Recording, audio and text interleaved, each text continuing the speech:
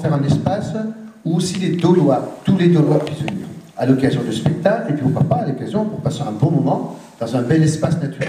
C'est un lieu qu'on va, effectivement, la ville va investir, puisqu'elle va investir 340 000 € hors taxe, c'est quand même une grosse, madame le juge, je participe au contrôle, une grosse somme d'argent qui est mis là-dedans, avec l'aide de l'État, qui finance au titre de l'ANRU, avec l'aide de la région, aussi qui finance une partie de cet aménagement. Donc beaucoup de collectivités et l'État mettent des moyens pour aménager ce bois, mais on voudrait aussi que les habitants participent à son aménagement. À partir de ces premières idées, on va établir le projet véritablement et la consultation des entreprises qui vont intervenir cet automne. Voilà, c'est dit, cet automne, on démarre, premier coup de pelle, comme on dit, et avec, on espère au printemps, les dernières plantations, pouvoir faire une livraison au printemps. Quand on a réfléchi à l'aménagement de ce petit bois, on n'a pas réfléchi uniquement en disant qu'est-ce que veulent les gens du quartier. C'est-à-dire que ce soit un parc, un petit peu comme le cours Saint-Maurice, les gens viennent se promener au cours Saint-Maurice, ou le paquet, voilà, pour parler du paquet, que ce soit un endroit où les gens puissent venir se promener, parce qu'il y aura des trucs, des choses particulières, des ambiances particulières sur ce secteur-là. On peut accéder de plein pied, voilà, directement dans le parc, par ces terrasses qui sont conçues en éventail et qui reprennent le relief originel du site. Ici, le long de l'avenue de Verdun, on aura un immeuble collectif qui sera du locatif, mais ça, du privé qui fait ça.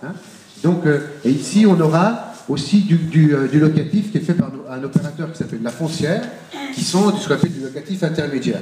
Donc ça veut dire que tout ça, ça va ramener des nouveaux habitants dans le quartier. Le long de l'avenue Foch, sur les espaces et sur tous les espaces autour du centre commercial, qu'on va réaménager, il y aura plus d'espace de parking après l'aménagement qu'il y en avait avant. Ce qu'on change fondamentalement, c'est la place de la voiture.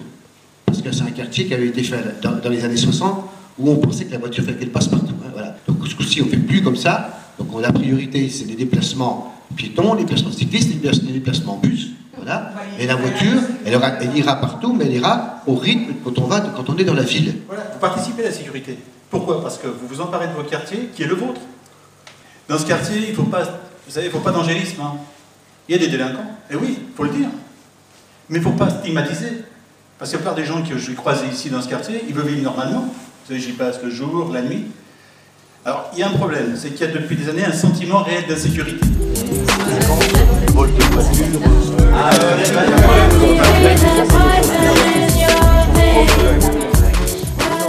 On complète le projet architectural, la rénovation des immeubles, la réorganisation des rues, la réorganisation du centre commercial, le ralentissement de la circulation avec des feux qui vont arriver, les services que nous installons, le nouveau centre social qui va arriver, la réorganisation ici de tous nos centres horizons.